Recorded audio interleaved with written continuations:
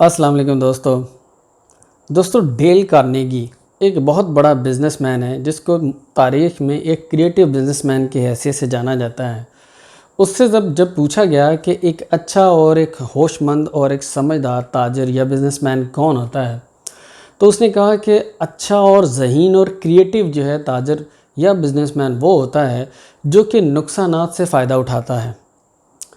जो इंटरव्यूअर था उसने बड़ी हैरानगी से पूछा कि नुकसानात से कैसे फ़ायदा उठाया जाए।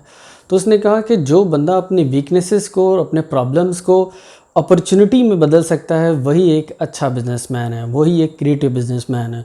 फ़ायदों से जो पहले से फ़ायदे मौजूद हैं जो उससे तो हर बंदा फ़ायदा उठा सकता है, उससे तो बेवकूफ़ भी फ़ायदा उठा सकता है, लेकिन नुकसानात को अपॉर्चुनिटीज़ में चेंज करना ही एक अच्छे और बेहतर और क्रिएटिव बिजनेसमैन का काम होता है। दोस्तों यही बात हमारी ज़िंदगी में भी एप्लीकेबल होती है।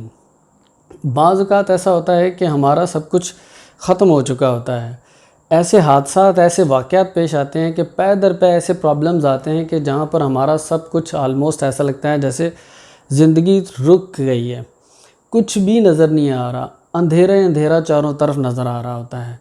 लेकिन हमें इन हालात में घबराना नहीं चाहिए। जो बंदा अपने होश और हवास बरकरार रखता है इन्हीं हालात में, याद रखे कि वही कुछ ना कुछ बेहतर और कुछ ना कुछ बड़ा करता है। स्याह बादलों से ही बारिशें जो हैं नमूदार होती हैं।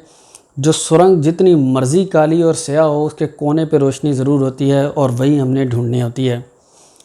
दोस्तों ये बात मैं आपको एक मिसाल से समझाता हूँ। एक यूरोप में एक दुकानदार था जिसके पास बहुत सारे ग्राहक रूटीन में आते थे। उस दुकान में आग लग गई और उसका सारे का सारा माल जल गया, एक तिनका भी बाकी ना रहा। वो बंदा एक ही रात के अंदर रोड पर आ गया। उसने उन हालात में उस बंदे ने अपने होश और हवास जो है वो कायम रखे। अब उसने क्या किया, थोड़ा सा कर्ज दोस्तों से लिया, जान पहचान वालों से, और एक उसकी निस्बत वो बड़ी दुकान की निस्बत एक छोटी दुकान खोल ली और एक बोर्ड लगा दिया।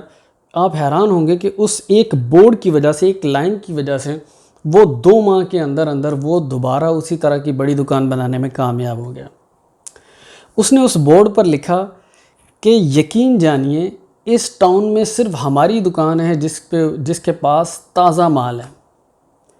यकीन जानिए कि इस टाउन में सिर्फ हमारी दुकान है जिसके ऊपर ताज़ा माल पड़ा हुआ है। इसका मतलब क्या था? इसका मतलब ये था कि हमारी दुकान सारी की सारी जलकर राख हो चुकी थी, पुराना माल भी सारे का सारा जल गया है। अब जो माल हमने डलवाया है, जो हम लेकर आए, वो बिल्कुल ताज़ा और फ्रेश माल है। ये लाइन पढ़ते ही हर बंदे ने यकीन किया और उसने लोगों की नफ्सियात से खेला, अपनी नफ्सियात को उसने काबू में रखा और लोगों की नफ्सियात से खेला और अपने नुकसान को अपॉर्चुनिटी में चेंज किया और दिन दुगनी और रात चुगनी तरक्की करके उस बंदे ने अपनी नई दुकान भी बना ली। तो दोस्तों हमारे सामने भी अगर ऐसे हालात पैदा हो जाएं, हमें सिर्फ हवास कायम रखने हैं और देखना है कि उस नुकसान में अपॉर्चुनिटी कहाँ है।